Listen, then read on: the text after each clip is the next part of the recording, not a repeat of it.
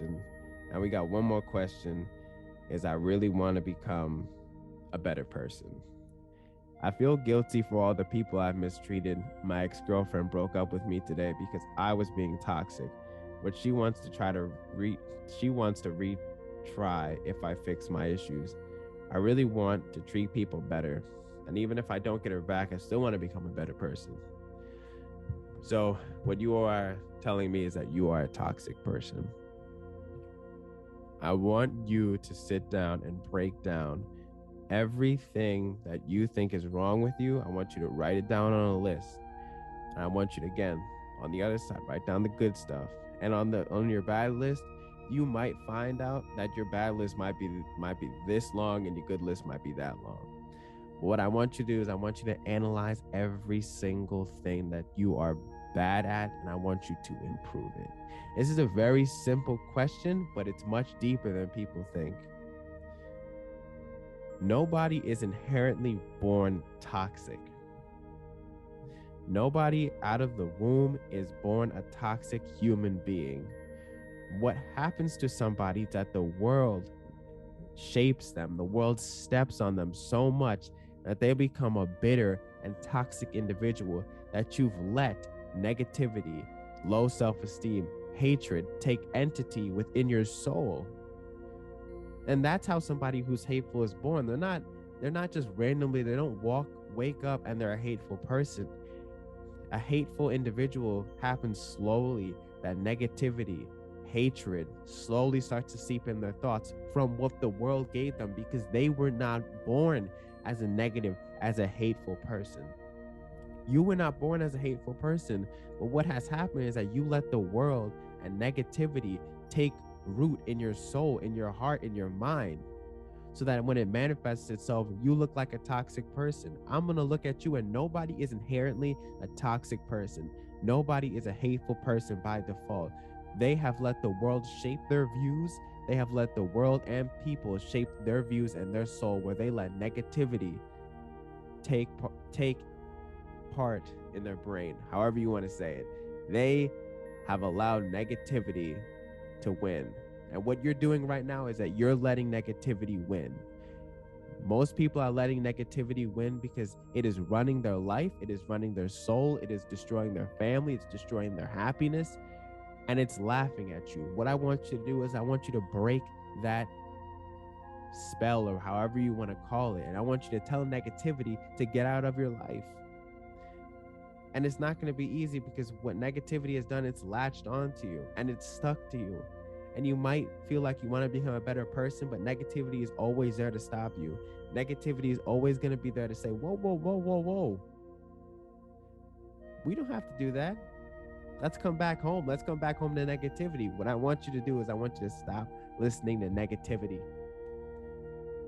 Negativity will always present the easy way out. And that is being a toxic person. That is being a hateful person. What I want you to do is I want you to say sorry to anybody that you've hurt. I want you to, in order to break free from negativity, you have to right your wrongs. I want everybody here listening, if they've ever hurt somebody, I want you to write down a list of the people that you've hurt, and I want you to tell them sorry. They might not give you the response that you're looking for, but that's not the goal. Your goal is to help cope, in a sense. I want you to write down a list. I want you to go up to that person. I want you to tell them sorry. They might not give you any response, but that doesn't matter. I want you to start healing your soul. I want you to start understanding why you let negativity in. Who have you wronged in your life? And I want you to start to mend those bridges. We have so many people who are walking around this planet who are hateful, but they don't even know why. And they think that they're a hateful, toxic person, but they're not. They have let negativity take over their lives. Your soul is clean. Your soul is happy, but negativity has taken it over. I want you to break free from that. I want you to realize that it's so much sweeter on the happiness side. When you actually kick negativity out and you realize how good happiness feels, you'll never let it back into your life. But you have to rip it out first, and that's not going to be clean. It's not going to be pretty. It's going to fight back, but you have to be stronger than that. You have to realize that you are stronger than negativity. You are stronger than hate. You are stronger than everything that you think is wrong with you. You have to be the one to break free. You have to stand up to negativity. And how do we do that? Writing that list of names and apologizing. Writing down a list of your negative traits and slowly work on them.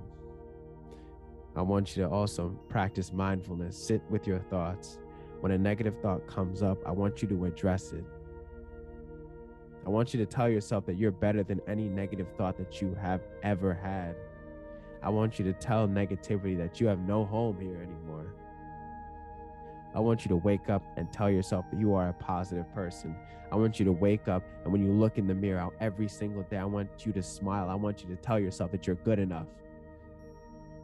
Negativity is never going to do that to you. What happens when you have negativity in your life? You're going to look in the mirror, you're going to put your head down. You're going to wake up in the morning and you're going to feel like a loser. I want you to tell negativity that it has no home here anymore. And I want you to tell yourself that you're a winner, that you're beautiful, that you can do anything in the world. Until you get to that point, nobody can help you, because this is internal. This is an internal struggle. Nobody on the external can fix your internal struggles. They can show you the way, but until you actually love yourself, until you actually want to change, that's the only way you're going to get through this. That's the only way you're going to have self-peace. That's the only way you're going to have self-confidence, is if you get to know who you truly are. That's it for this question. I love y'all. And I just want to make sure everybody knows that they have all the potential in the world. They have all the potential in the world to change their lives. They just have to tap into it. They just have to tell themselves that they're better than this today, that they can do it today, that they love themselves today. But it's been a good podcast. It's been pretty therapeutic for me, because I've been through all of these things. And I just want to tell everybody again that they can do anything. Life is crazy, but you can mold life into whatever you need it to be. Remember, you can't change what's happening in the world, but you can change what's happening within yourself. And if everybody does that, that's how the world changes. The world doesn't change by one person inspiring, the one person leading a team. It happens from everybody within themselves, coming together and telling themselves that they love each other. That doesn't mean that you're going to walk around being happy all the time. I'm angry half the time during the day. But when it comes down to me interacting with people, I never let negativity win over anything that I do in my life. I never allow it to take root in my soul and transfer that to another person. I can be angry alone, but I will never be angry towards another person. I'm tired of it. And if everybody does that, that's how the world improves.